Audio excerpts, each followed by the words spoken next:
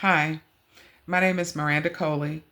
I am a special education teacher at Cousins Middle School. I am currently teaching science and math.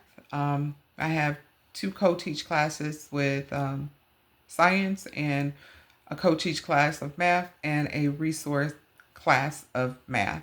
Um, Again, I think I said special ed, seventh grade. I currently LEA special ed special ed meetings as well at Cousins Middle School. Um, so as I was looking at our assignment, and we were given the assignment to look at standards 3 and as well 4, as I was taken away and looking at standard 3, and it was going through what the details are based on Standard 3 as a candidate to complete the program as a teacher leader. Um, Within that description or the details, I was thinking about what it was saying about the curriculum stood out to me, instruction and assessment, with even just in the detail of that particular standard. Um, as far as the curriculum, I realized that my takeaway is that it's important to understand the standards of the content areas that you are in within that. Whether, say, for instance, I would say within math and within science, and it's across the curriculum. So that's meaning that it's just not one particular curriculum, it is sixth, seventh, and eighth, and kind of like or pretty much knowing where everything is, where everything is at, how everything builds upon each other, or if it does not build upon each other, and where you're going with that. Um, the instruction part is in reference to knowing how to teach or instruct, those type of things, um, helping teachers with the instruction as well, and assessment, having the ability to guide teachers in the assessments that can be used and should be used within um, that setting of their contents in that curriculum. Um, so as I was looking at but the points or the indicators, it says the uses a variety of processes to engage and focus teachers in collaborative planning and to improve teaching and learning. As I was thinking about that indicator, I was thinking how being a teacher leader, and my thought process is that it's right along the same lines of the students as a teacher. It's the same as guiding. Kind of like, how does it go? We model a certain thing. Um, I do, we do, and then you do. So, and I'm noticing this with my actual instructional coach this year, as she's asking us what supports do we need? Do we need? Do I need to come in and model? What's going to make you more successful? Um, let's see. Just like even any content specific resources, I'm saying identify and recommendations for content specific resources that are important in the curriculum implementation process.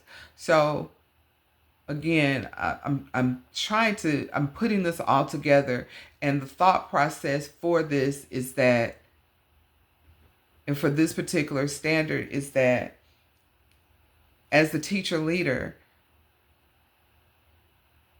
I should be able to guide the teacher through the curriculum, know the curriculum in depth, be able to specifically tell the teacher um, and instruct how to instruct the particular curriculum, instructions for that curriculum, and the assessments that would be needed within that curriculum. how to assess, whether it's some just a common formative assessment, whether it's what is it, informal, that informal formula type assessment, where it's just anything as far as the instruction, collaborative learning compared to, a one-on-one type learning is what I'm seeing. And that's as well as a teacher leader to make sure that the teacher leader is successful with those students.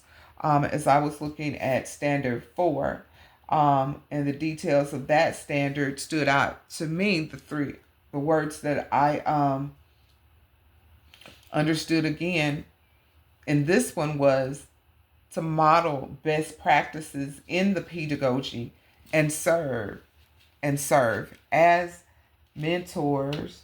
And then it goes on to say, and I'm sorry, it goes on to say how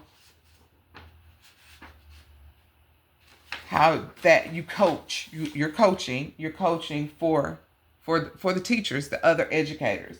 So those indicators that stood out to me was instructional practices and strategies based on current research. One of those points. Be relevant. Know what's coming up and what's new. Know the new strategies to be used in teaching to help model what should be able to work and what can work in the classroom with the students. The guide and assist teachers. So the instructional coach is hands-on. Going to be there, should be able to show you, again, assist as it says, to model for you, to guide you along the way. I know that at the end of the emails, when the instructional coaches in my building, they sent out, I know I'm with the math and the science instructional coach. She has at the end of her email, instructional time, or schedule an appointment or a time with me. And I know that I'm currently with a new teacher. This is her completely first year. And I know that she has scheduled that time. It's to where she makes that appointment. She meets with her every Thursday, I think, every Thursday of the week after school. She has this schedule of 1 day a week. In addition to, she also does go to her, the teacher does go to her regularly throughout the school week, the day, or whenever she needs to.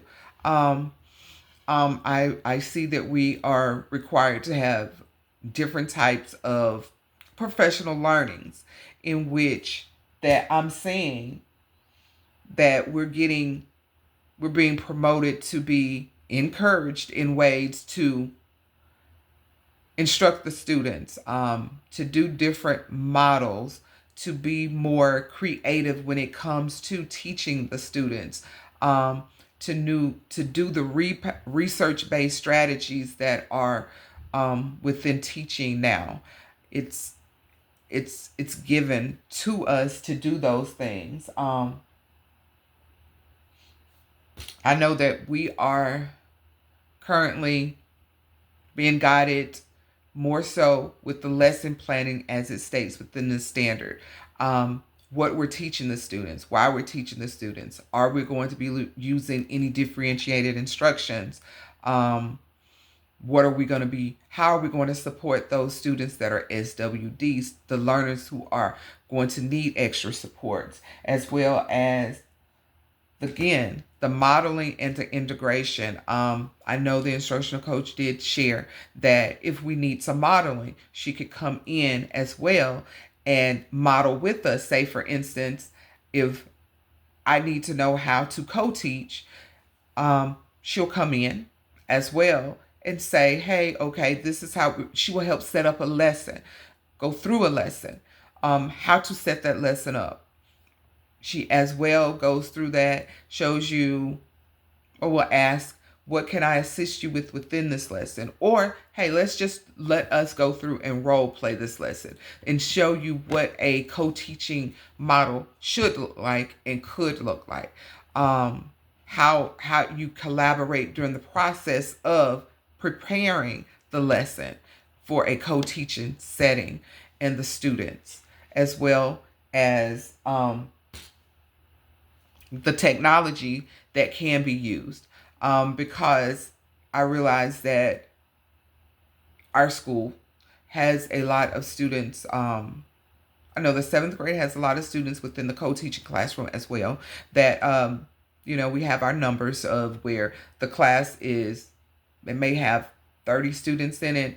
Out of that 30 is closely about 12, anywhere from 12 to 13 of those students are special ed. So understanding that balance within the setting for both the co-teacher and the regular ed teacher as well. So I realized that the two standards here that was discussed are going to be our primary um, focus for this actual semester of school. So I'm pretty sure I would be more insightful on the two, but those were just some thoughts and some takeaways from those two standards for right now. So again, Miranda Coley, Cousins Middle School Science and 7th grade Science and 7th grade Math. Talk to you later.